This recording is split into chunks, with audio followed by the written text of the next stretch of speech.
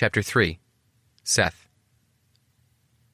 The incident at the bar with Katrina was the farthest thing from my mind when I went to the mailbox yesterday. But an envelope with distinctly female handwriting lettering on the front and her name on the return address sent it all rushing back. The memory had an impact on me that I'd never anticipated. Without realizing it, I had been worried about Katrina. The feeling surged through me as I looked at the front of the envelope, momentarily forgetting about the rest of the mail, and there was a goodly stack that day. I flipped the mailbox shut and ripped the envelope open, careful not to tear away any of the handwriting. Inside was a simple thank you card, the kind you can buy at the supermarket or the local supercenters around here. A cartoonish woman held her hands clasped in front of her, her head tilted to the side, her eyes wide and innocent, stood on the front.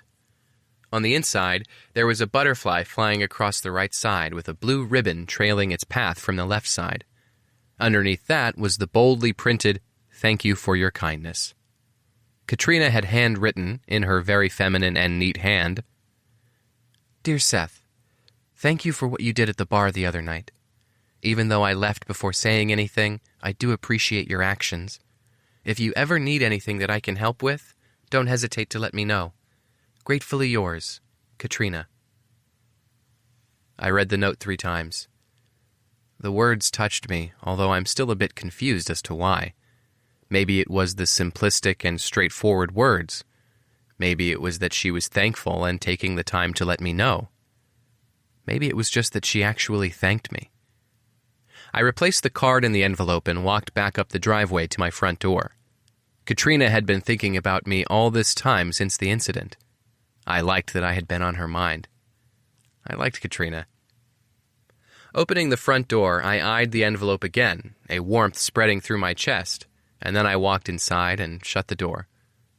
Placing the stack of mail on the kitchen table, I thought about reading her card again, but common sense returned, and I scoffed at myself. What was I, a teenage girl with a crush? No, I was a grown man with no interest in a relationship of any kind, and I needed to keep it that way for my own peace of mind. There was nothing wrong with my life as it was. No steady girlfriend, certainly no fiancé or wife. I didn't have to worry about being lied to, cheated on, or have my emotions toyed with in any way. I tossed the card in the trash and turned to the other mail, physically trying to shake off thoughts of the doe-eyed beauty who had sent me the card. Later, I called up Sonia and made plans for her to spend the night at my place after our shifts at the bar. She could help me erase Katrina from my mind, surely. Buxom, bold, blonde, all red pouty lips and crimson nails, tattoos in all the right places, built like a dream. That was Sonia. However beautiful and sexy she was, Sonia failed to eradicate thoughts of Katrina. Sonia, angry at my lack of focus, ended up going home shortly after we arrived at my house. She said she could hear sad luck stories about women all evening at the bar if she was interested in that sort of thing. The door slammed loudly as she left, punctuating the air with a finality. It was the end of the night for me. As I lay dozing, Katrina, as she'd looked on the night I'd clocked Curtis for slapping her around, danced through my memory and behind my eyelids. My heart ached for her, and the scared look in her eyes, even if it was only a memory, tore me up. I woke up not long after the sun crested over the mountain. I hadn't slept long or soundly, but I had dreamed of Katrina the entire time I had been asleep.